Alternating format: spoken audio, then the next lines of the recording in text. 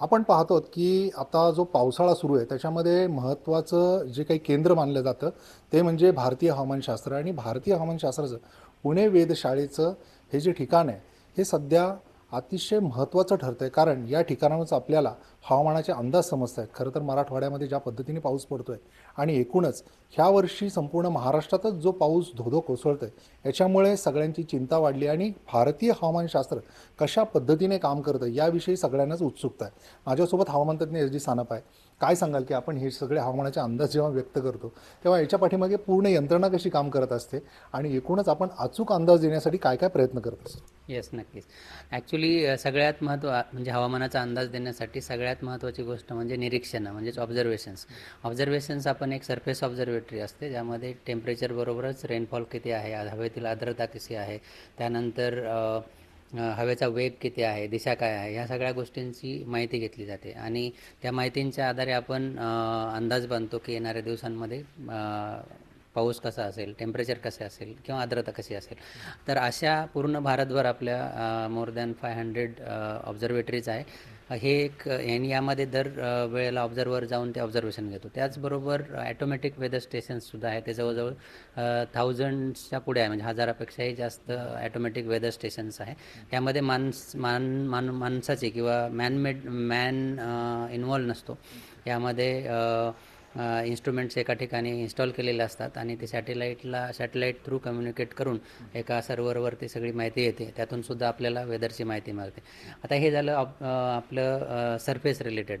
त्याचबरोबर हवेमध्ये सुद्धा, हवेच्या वेगवेगळ्या थरांमध्ये सुद्धा बदल होत असतात आणि ते त्या माहितीसाठी आपल्याकडे पायलट बलून म्हणून किंवा मग रेडिओ विंड, ज्यामध्ये काय केलं जातं की एक बलून, हायड्रोजन बलून फुगवला जातो आणि त्याबरोबर एक इन्स्ट्रुमेंट बांधून हवेमध्ये सोडलं जातं. ते जे इन्स्ट्रुमेंट आहे त्यामध्ये एक ट्रान्समीटर असतो जो की सॅटेलाईटशी कम्युनिकेट करतो आणि आणि जे इन्स्ट्रुमेंट आपण जोडलेलं आहे त्यामध्ये काही सेन्सर्स असतात. त्यामध्ये मग हवेच्या वेगवेगळ्या थरांमध्ये टेम्परेचर काय आहे, आर्द्रता कशी आहे, हवेची दिशा आणि त्याची गती काय आहे, हे सगळ्या माहिती आपल्याला सॅटेलाईट कम्युनिकेशन थ्रू अगेन एका सर्व्हरवर किंवा ग्राउंड रिसिव्हरवर मिळतात आणि त्यामध्ये आपल्याला समजतं की हवेतील वेगवेगळ्या थरांमध्ये वेगवेगळ्या ठिकाणी कशी माहिती आहे आणि या सगळी माहिती आपण संकलित एका ठिकाणी करतो. त्यामधून सुद्धा खूप इम्पॉर्टंट माहिती मिळते. आता हे झालं, याच्यामध्ये सुद्धा काही त्रुटी आहेत की आपण आणि जे इन्स्ट्रुमेंट असतं ते महाग असतं आणि ते वरती गेल्यानंतर बलून ज्यावेळी फुटतो तर ते इन्स्ट्रुमेंट कुठेतरी जातं आणि आपल्याला ते परत रिकवर करता येत नाही. हे पण एक खर्चिक काम आहे. आता ह्यामधून सुद्धा माहिती मिळते, परंतु मग प्रत्येक वेळी किंवा प्रत्येक तासाला आपण ही माहिती घेऊ शकत नाही, कारण ते खर्चिक आहे. पण आपल्याला दिवसातून 2दा ही माहिती मिळते. तर याची लिमिटेशन झाली. यानंतर काय करतो आपण की सॅटेलाईट्स आहेत आपल्याकडं, ज्यामध्ये इनसॅट 3DR नावाचं एक सॅटेलाईट आहे, जे की इस्रोने सोडलेलं आहे आणि आपण त्याची रिक्वायरमेंट केली होती. तर यामध्ये आपल्याला इंडियन मॅपवर आपण इथं बघू शकतो की कोणत्या रिजनवर किती क्लाउडिंग आहे, त्यानंतर तिथे एखादं लो प्रेशर बनण्याची शक्यता आहे का. तर रिअल टाईम अनालिसिस किंवा डेटा क्लाउड्सचा आपल्याला सॅटेलाईटकडनं मिळतो. त्याचबरोबर वेगवेगळे डिराईव्ड प्रोडक्ट्स मिळतात. त्यामुळं त्या रिजनचा अंदाज देणं महत्त्वाचं असतं. आता हे झालं त्या पर्टिक्युलर दिवसाचं, परंतु येणारे 4 ते 5 दिवस फोरकास्ट कसा असणार आहे हे आपण फक्त ऑब्झर्वेशनवरून नाही सांगू शकत. त्यामुळे आपल्याकडे वेगवेगळे मॉडेल्स आहेत. मॉडेल्स म्हणजे काय, तर वेदर जे आहे ते फक्त निरीक्षणावर नाही, तर वेगवेगळे इक्वेशन्स असतात, फिजिक्स इन्व्हॉल्ड असतं त्याच्यामध्ये. तर वेगवेगळे इक्वेशन्स असतात, ते इक्वेशन सॉल्व केले जातात आणि इक्वेशन सॉल्व करून येणाऱ्या 4 ते 5 दिवसांमध्ये फोरकास्ट कसा असू म्हणजे हवामानाचा अंदाज कसा असू शकतो हे वर्तवलं जातं. आणि त्यामध्ये मग वर्ल्ड वाईड खूप सारे मॉडेल्स अवेलेबल आहे. IMDचं स्वतःचं IMD ग्लोबल फोरकास्टिंग सिस्टम असं एक मॉडेल आहे. ह्या मॉडेलमध्ये हा सगळा जो ऑब्झर्व डेटा आहे तो फीड केला जातो आणि मॉडेल रन करून येणाऱ्या 4 ते 5 दिवसांसाठी फोरकास्ट कसा आहे हे सांगितलं जातं.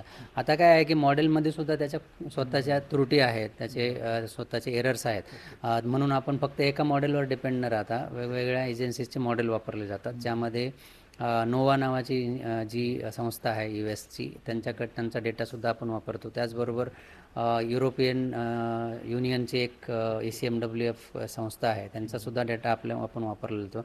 जापनीज मेट एजन्सीचे आहेत. असं वेगवेगळ्या ग्लोबल ज्या एजन्सीज आहेत त्यांची मॉडेल्ससुद्धा आपण रेफर करतो आणि मग फायनल ते असं ठरवलं जातं.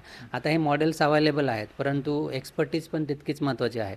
तर IMDचा तुम्ही इतिहास बघाल तर 1885मध्ये त्याची स्थापना झाली होती आणि आतापर्यंत आपण 150 वर्ष IMD 150 वर्षे कंप्लीट केलेले आहे. तर IMDमध्ये आपण त्या सगळ्या डेटाचं अनालिसिस करतो, त्यानंतर मॉडेलचं इंटरप्रिटेशन करतो आणि मग आता IMDचे ऑफिसेस पण जवळजवळ सगळ्याच स्टेटमध्ये आहे आणि मग दररोज सकाळी 10:30 वाजता सगळे एक्सपर्ट्स ऑनलाईन मीटिंगद्वारे भेटतात आणि त्यामध्ये डिस्कशन केलं जातं की कोणत्या रिजनवर कशी परिस्थिती आहे आणि येणाऱ्या 5 दिवसांसाठी फोरकास्ट कशा पद्धतीने दिला गेला पाहिजे. मग त्यामध्ये फोरकास्ट फायनल होतो आणि मग प्रत्येक स्टेटसाठी आणि पूर्ण भारतासाठी आपण येणाऱ्या 5 ते 7 दिवसांसाठी फोरकास्ट दिला जातो. त्याचं वेळोवेळी निरीक्षणं केली जातात, त्यानंतर त्याच्यामध्ये अपडेट दिले जातात आणि हा जो फोरकास्ट आहे हा सर्वसामान्य जनतेबरोबरच मीडिया असेल किंवा मग पॉलिसी मेकर्स असतील किंवा मग डिझास्टर मॅनेजर्स असतील त्यांच्यापर्यंत पोहोचवलं जातं. निश्चितच सर, आपण पाहतो की ज्या पद्धतीने आपण म्हणतो की हवामानाचे अंदाज हे असे कसे असतात, ते कधी चुकतात, ते अचूक नसतात. बऱ्याचदा आपण त्यांच्यावर काही टीकाटिप्पणी देखील करतो. मात्र ज्या पद्धतीने आता हवामानतज्ञ SD सानप यांनी सांगितलं त्या पद्धतीने याच्या पाठीमागची जी यंत्रणा आहे ती अत्यंत कार्यरत अशी आहे आणि त्यातलं जे तंत्रज्ञान आहे ते दिवसेंदिवस प्रगत होते, त्यातल्या त्रुटी देखील दूर केल्या जातात. अजून एक छोटासा प्रश्न आहे माझा की हे जे पुणे वेधशाळा आहे त्याचं नाव सिमला ऑफिस आहे, तर याच्या पाठीमागची एक रंजक कहाणी देखील सांगितली जाते. मात्र नक्की काय कहाणी आहे? येस, रंजक कहाणी नक्कीच आहे. ॲक्च्युली 1885च्या आधी हे जे ऑफिस आहे म्हणजे हे भारतीय हवामान विभागाचं जे केंद्र होतं ते कोलकाता येतं होतं. त्यानंतर ते ब्रिटिशांना ते इतकं सुटेबल वाटलं नाही म्हणून त्यांनी ते कोलकातावरून ते सिमला या ठिकाणी त्याची शिफ्टिंग करण्यात आली. परंतु तिथेसुद्धा त्यांना ते हवामान इतकं सुटेबल राहिलं नाही इंग्रजांसाठी, म्हणून त्यांनी 1928 साली सिमल्यावरून ते ऑफिस पुण्यामध्ये शिफ्ट झालं आणि त्यानंतर इथं ते स्थित आहे. पण परत मग वर्ल्ड वॉर II नंतर त्यांना हे जे लोकेशन आहे इतकं स्ट्रॅटेजिक वाटलं नाही आणि म्हणून त्यांनी ते पुण्यावरून दिल्लीमध्ये त्याचं स्थलांतर करण्यात आलं. मुख्यालय जे आहे ते दिल्लीमध्ये आहे आणि तेव्हापासून ते दिल्लीमध्येच आहे. तर सिन्स हे जे ऑफिस आहे सिमल्यावरून पुण्यामध्ये शिफ्ट करण्यात आलं म्हणून याला सिमला ऑफिस असं म्हटलं जातं आहे. तर अशा प्रकारे आपण पाहतो आहोत की शिवाजीनगर म्हणजे जे सिमला ऑफिस आपण म्हटलं जातं ते खरं तर भारतीय हवामानशास्त्राचं हे कार्यालय पुणे वेधशाळा याला सिमला का म्हटलं जातं याची देखील माहिती आपल्याला हवामानतज्ञ SD सानप यांनी सांगितली. तर अशा प्रकारे आपण ज्या वेळेस भारतीय मेट्रोलॉजीकडे पाहतो तर निश्चितच एक मोठा इतिहास आहे, त्याला 150 वर्षांची परंपरा आहे. ब्रिटिश काळापासून हे हवामानशास्त्र इथे ज्या पद्धतीने काम करतं आहे म्हणजे त्याच्यामधल्या ज्या त्रुटी आहेत ते दूर करून आता प्रगत होत चालले आणि आता आपण पाहतो आहोत की अगदी अचूक असे अंदाज हे मिळण्यासाठी सर्व देशातले हे सगळे तज्ज्ञ लोक कार्यरत असतात. त्यामुळे आता पुणे वेधशाळेप्रमाणे संपूर्ण भारतामधून जे अलर्ट येतात त्यावर आपण खऱ्या अर्थाने गांभीर्याने पाहणं गरजेचं आहे आणि त्यांच्या या सगळ्या कार्याचं देखील कौतुक करणं तितकंच गरजेचं आहे. अविनाश पवार, NDTV मराठी, पुणे.